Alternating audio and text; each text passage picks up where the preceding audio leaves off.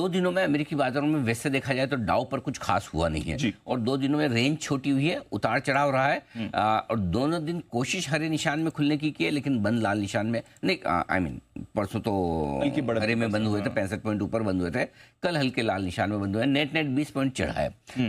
2 चीजें ऑब्जर्व करने लायक है खाली बाजार के मूवमेंट के लिहाज से।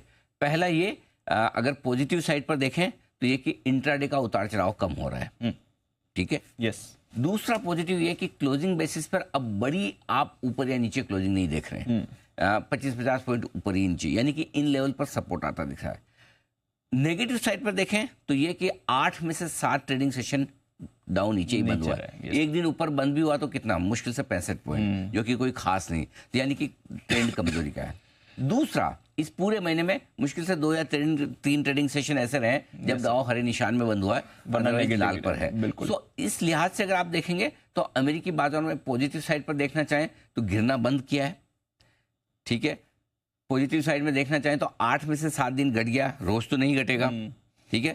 नेगेटिव साइड में देखना चाहें तो ट्रेंड अभी भी ढीला है, ऐसे में उछाल आएगी तो वापस बिकवाली भी आने का डर है। सो बेसिकली अमेरिकी बाजार बैलेंस्ड है।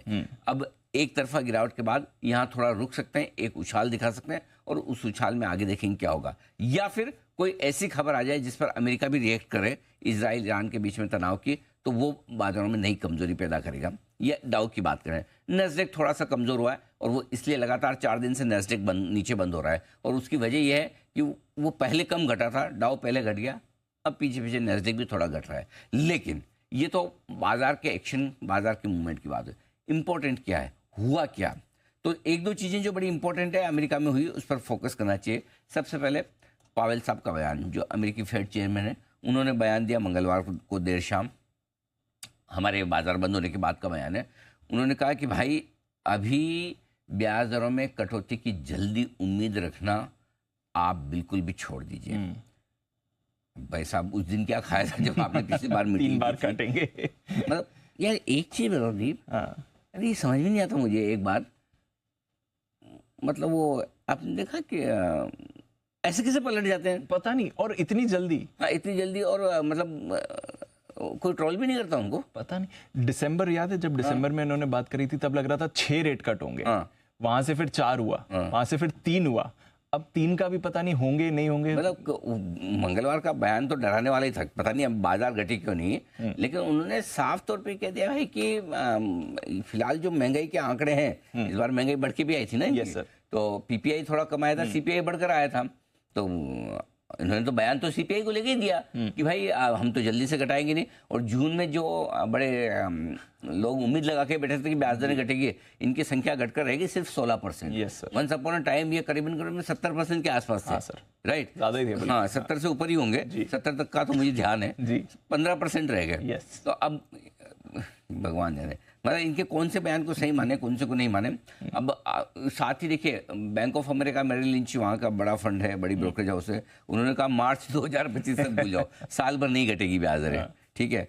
थोड़े दिन पहले मॉर्गन स्टैनली ने भी बोला था कि इस साल ब्याज दरें नहीं घटेगी, तो ब्याज दरें घटने की उम्मीदें कम होती दिख रही है। और मुझे लगता है कि इस वक्त अमेरिका के बाजार जो रिएक्शन दे रहे हैं दीप, वो इजराइल ईरान पर कम है, क्योंकि अमेरिका के मार्केट तो बड़े मेच्योर है, उन्हें पता है वो, अच्छा वो कई युद्ध देख चुके हैं, और कई सारे युद्ध तो ऐसे जो अमेरिका ने खुद नहीं करवाए हुए हैं, है ना। अमेरिका के वाले लोग ये जानते भी हैं कि दोनों को लड़ाओ और हथियार बेचो, ये तो उनकी स्ट्रेटजी है। तो उल्टा वो तो कई बार है ना, मैं बताऊं आपको, ईमानदारी की बात है, अंदर अंदर अमेरिका वाले खुश होते हैं 2 कंट्री लड़ती है तो, बोलेगा हमारा धंधा बढ़ेगा, राइट। तो वहाँ के बाजार तो उल्टा खुश होते हैं युद्ध होने पे, एक बार दिखाने के लिए थोड़ा कम ज्यादा हो जाएंगे, लेकिन उनको फर्क नहीं पड़ता, ये फैक्ट है एक्चुअली। सो इसलिए अगर अमेरिका कमजोर हो रहा है तो अमेरिका अपने रीजन से कमजोर हो रहा है, और वो रीजन ये है, कारण ये है कि अमेरिका वालों को ये लगता है कि ब्याज दरें इस साल घटना मुश्किल होता हुआ दिख रहा है धीमे धीमे।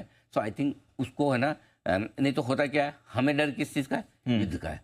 अब डाउ कोई भी नीचे, तो ओहो डाउ नीचे, लगता है युद्ध हो रहा है, अरे भाई वो युद्ध की वजह से नहीं घट रहा, वो अपने उसके दूसरे कारण है। Correct sir. तो अंदर घुस के देखिए, हर वक्त है ना, अपने को जो पता है वही नहीं हो रहा, क्या हो रहा है वो अपने को पता होना चाहिए। एग्जैक्टली। दोनों में छोटा सा फर्क है, लेकिन बड़ा है, इंपॉर्टेंट फर्क है। इंपॉर्टेंट है। सो कुल मिला के अमेरिका अपनी वजह से घट रहा है, घटने दीजिए। बाकी युद्ध को लेकर ऐसा कोई अमेरिकी बाजारों का रिएक्शन है नहीं। ठीक है, गॉट इट। तो युद्ध का टेंशन कम है, हाँ। रेट कट की थोड़ी ज्यादा है। उससे भी मैं एक अपडेट दे दूं जी। ईरान और इजराइल के बीच में किसी तरह के कोई नया हमला होने की खबर नहीं है, कोई खबर नहीं है। कोई खबर नहीं। किसी ने किसी पे एक भी गोली वोली दागी हो, गोला दागा हो, ऐसी खबर मैंने तो कहीं देखी सुनी नहीं 2 दिनों में। ठीक है, न दोनों पक्षों की तरफ से कोई खतरनाक स्टेटमेंट आए हों। लास्ट स्टेटमेंट परसों बाजार में इजराइल के मिलिट्री चीफ का आया था जी, बोले हम रक्षा करेंगे, ये करेंगे, वो करेंगे। ईरान की तरफ से किसी का कोई स्टेटमेंट नहीं, ईरान के दोस्तों का कोई स्टेटमेंट नहीं, अमेरिका का कोई स्टेटमेंट नहीं। सिर्फ एक स्टेटमेंट आया है, इंपॉर्टेंट है, वो किसका है? इजराइल के पीएम नेतन्याहू साहब का। उन्होंने कहा भाई कि देखो अमेरिका ने जो हमें सलाह दी है कि भाई जवाबी कार्रवाई मत करना, बोले उनकी सलाह ठीक है सर आंखों पर, लेकिन हमें जरूरत होगी तो हम जवाबी कार्रवाई करेंगे, ये हमारे ऑप्शन खुले हुए, ये जरूर उन्होंने कहा।